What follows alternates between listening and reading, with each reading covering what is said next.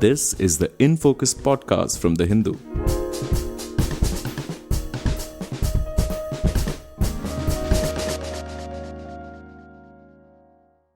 Hello and welcome to the Hindus in Focus podcast with me, Amit Barua, your host for this episode.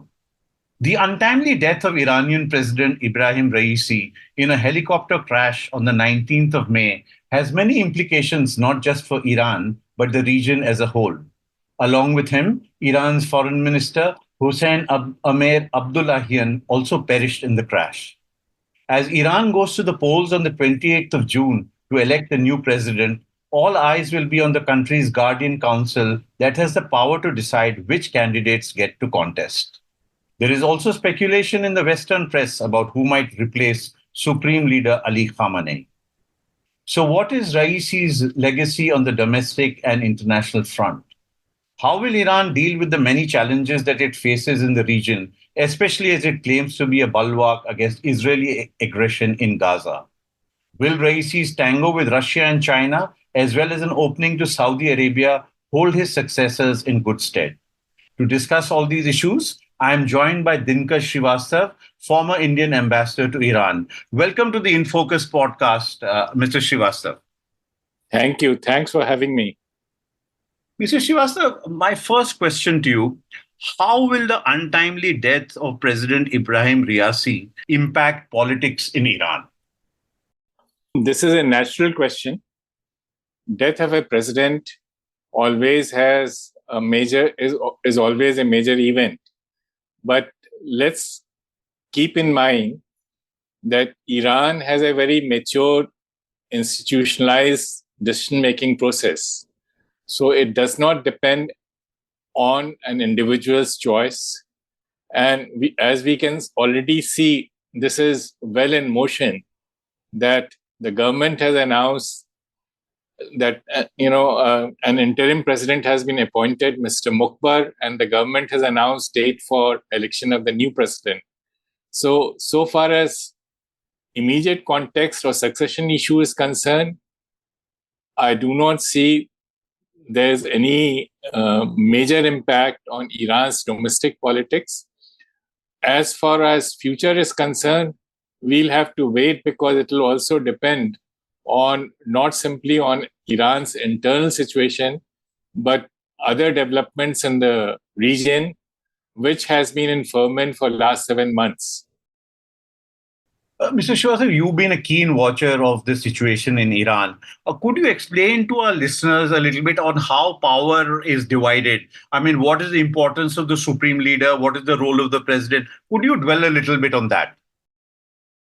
This is a very pertinent question.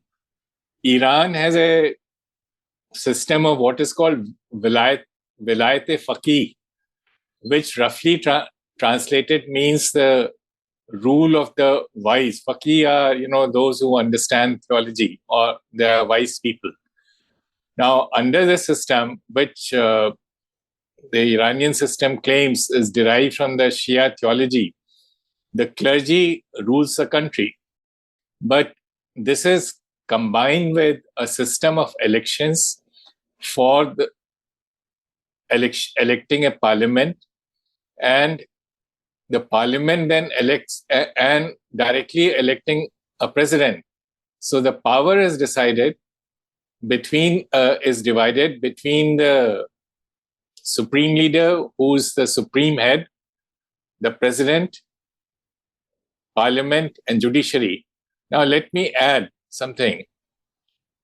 This supreme leader is not simply ecclesiastical head of that country.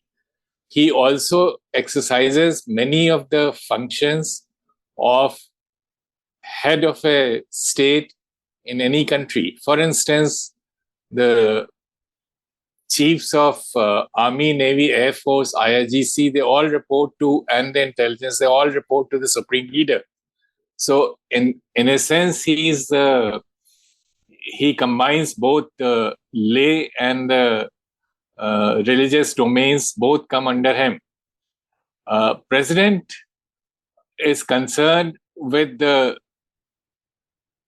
economic governance of the country, He's also a member of the National Security Council. He's one of the closest advisors of the president. So no doubt he has a major role. The third comes parliament. And contrary to many of the projections in Western media, Iran has a very active parliament. During my time, there were a number of occasions where parliament rejected the nomination of cabinet ministers, or conversely impeached cabinet ministers. In fact, 6 of Rouhani's cabinet ministers were impeached by parliament. So parliament is not simply a consultative body, it plays a very major role. Now, the second thing which is very interesting, many of the committees, they are patterned on the US Congress, US Senate. There's a Foreign Affairs Committee, for instance, and many of their procedures are based on that. So there's a fair amount of division of responsibilities and checks and balances between the three wings, which is the Supreme Leader, the lay government headed by the president, or executive headed by the president, and the parliament. Then, of course, there's a fourth organ, and which is judiciary. And it must be remembered that President Raisi came from within the ranks of judiciary. He was part of the clergy, but most of his public career was not based in politics.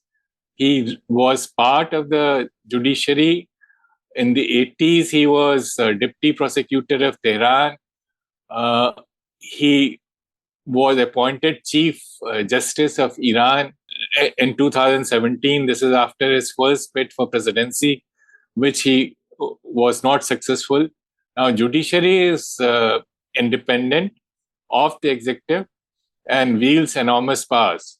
So you have as I mentioned, a system of checks and balances within the governance, within the government, and that provides for stability. Right. Mr. Srivastava, how would you assess President Raisi's legacy, both on the internal domestic front? We saw the protests by women, especially, post the death of a woman, a Kurdish origin woman. And then we also saw, the opening up that he sort of, the Chinese brokered opening up with Saudi Arabia. So how would you assess broadly the president's legacy? As I explained earlier, President is part of the system, and so was Raisi. He came from within the ranks of judiciary, which is very much part of the governance system. So it's not so much the individual's legacy, but the twists and turns of, certainly there have been, changes in policies, both internal and external, during this period. And they are governed by circumstances. Now, as you mentioned, one of the most important legacy or change which came about during his period, this was not the China opening, that is much overplayed by media. I'll explain to that in a minute. The most important legacy is that during his period, Iran normalized its relations with Saudi Arabia, which was a very major change. It may be recalled that a few years ago, Saudi Arabia and UAE had broken off diplomatic relations with Iran following the burning of the Saudi embassy by an irate mob in Tehran. And after that, not only the relations were resumed, but there was a visit by President Raisi to Saudi Arabia. So this was a very major change. Now, this has a direct impact on India as well as other countries, because what has kept the oil prices stable despite the 7-month-old war in Gaza is this understanding between the two major regional players, both of whom have achieved a very high degree of autonomy from, major powers. For instance, Saudi Arabia moved to normalize relations with Iran at a time when US still has strained relations with that country. And of course, Iran always had a very independent foreign policy. Now, let me take up your comment about China. China hosted a meeting of Saudi Arabia and Iran. But as I emphasized, they simply hosted. They did not broker the deal. The deal was in the pipeline for a long period. There were a series of 6 meetings. 4 of them took place in Iraq and 2 of them took place in Oman. So I think China factor is a little overplayed. They are certainly important because they are perhaps the only buyer of Iranian crude. But given the strength of the Iranian system, I don't think they have that much of influence. Now, coming to the domestic politics, and you mentioned the events of,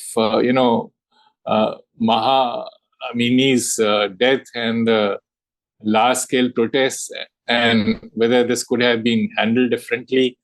It's a matter of conjecture. If there was a different president, whether things would have been handled differently. We also have to concede that, their system is very different from our system. Right. The other thing which I wanted to ask you, in this context, so is this divide between hardliners and reformists for real in Iran, or is this a construct that has come principally from our consumption of Western media? I think you have put it very well. This divide between hardliners and reformists, this is essentially a Western construct.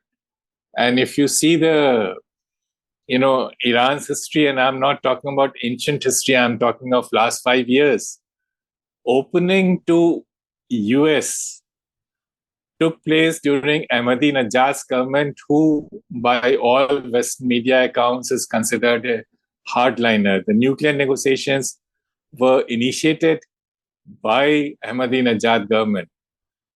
The nuclear deal was signed by President Rouhani. It was America which walked out of the deal, not Iran. US under Trump withdrew from the deal. And what was the Iranian reaction? President Rouhani gave a strong reaction. So there is a continuity in the external policy, whether you have a so-called hardliner or a reformist regime.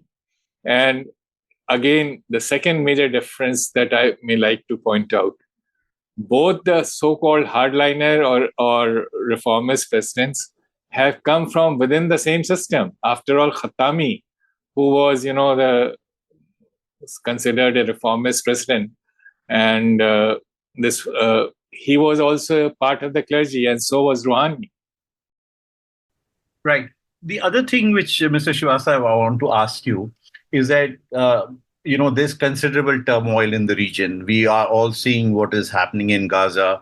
More than 35,000 people have been killed after the Hamas attacks, and it seems to be continuing. And we also saw, the Iranian response to the Israeli action, of killing Iranian officials in Syria. So how do you see this situation now developing? Is it that this turmoil is going to continue, or do you see any signs of any negotiations that might bring down the temperature in the region? Let me break your question in 2 parts. There are 2 distinct situations. One is the Palestinian question, and second is Israel-Iran relations. Palestinian question arose in 1948, and it is distinct from Iran-Israel relations or any role Iran may have played. And this distinction is deliberately confused by Western media.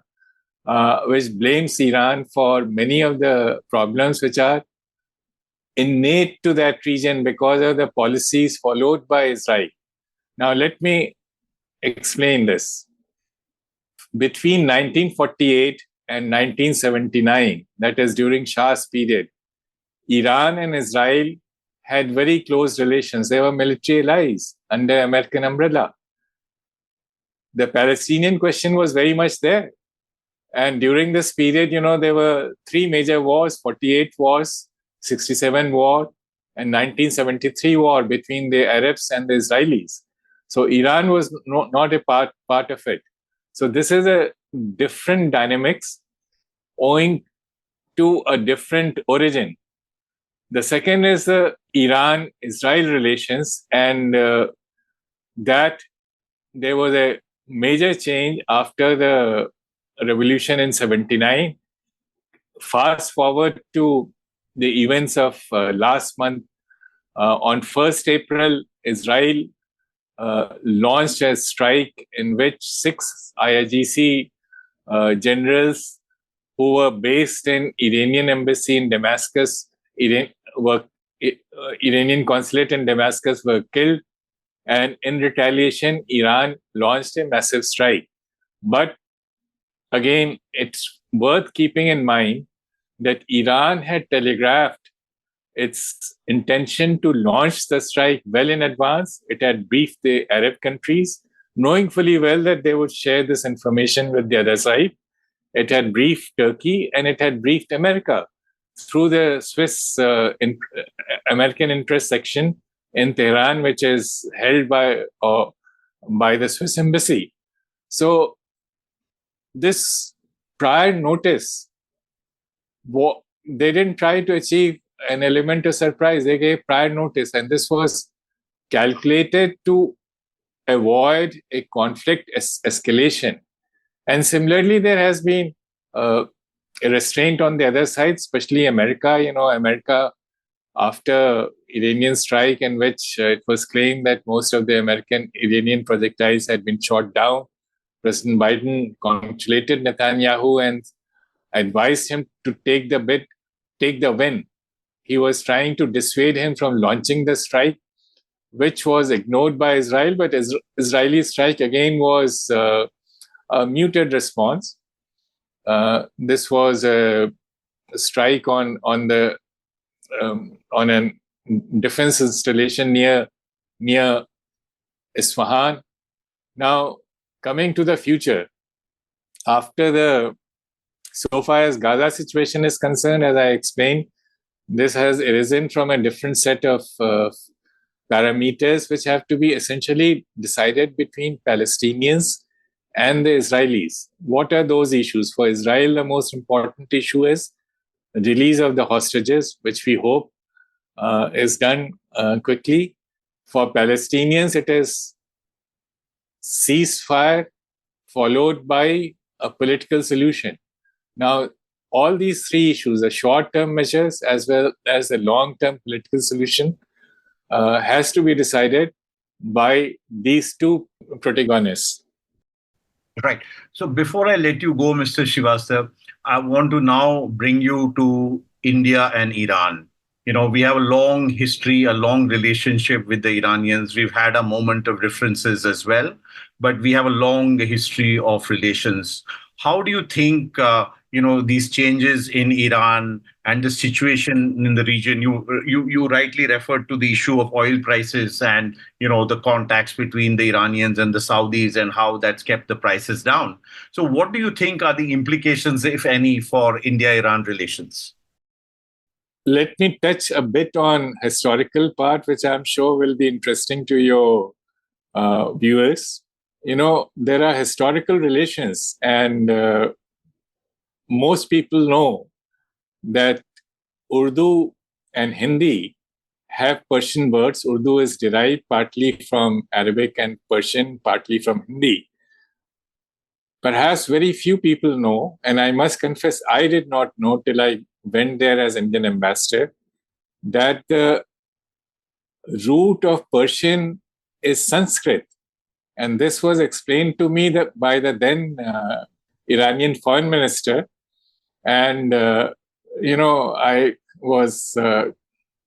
didn't quite believe it. Then I checked with the director of the National Museum in Iran, and of course on the Indian side. And I was told that this is absolutely true.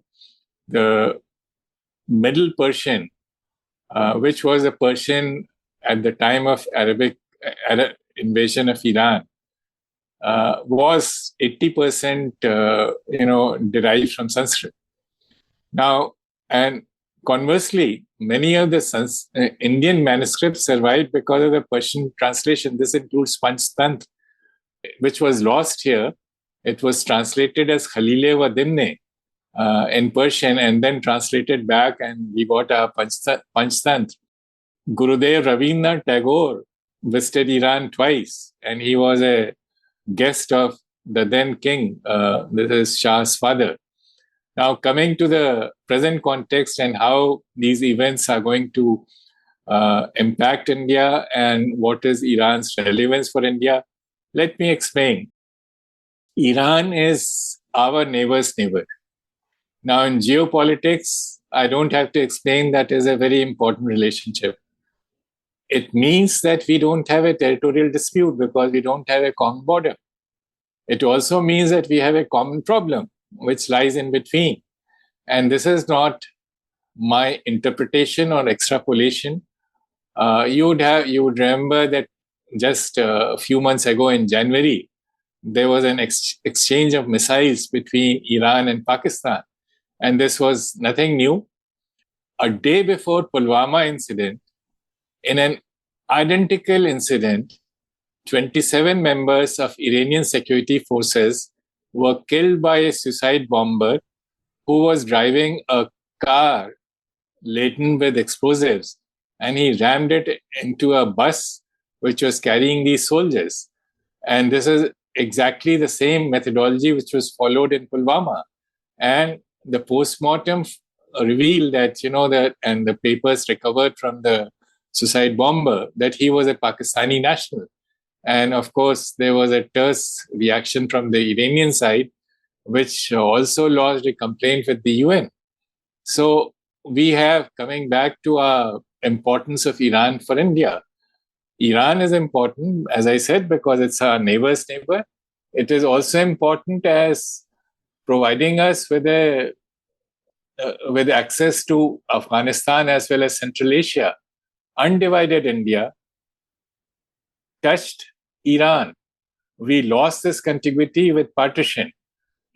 Because of Iran, we can have this contiguity again and reach Afghanistan as well as Central Asia. So this is the second major relevance of Iran for us. Third is that oil factor, and I have already explained that. And during my time, which was also there were sanctions even then, we had continued purchase of Iranian crude oil. And this was mutually beneficial.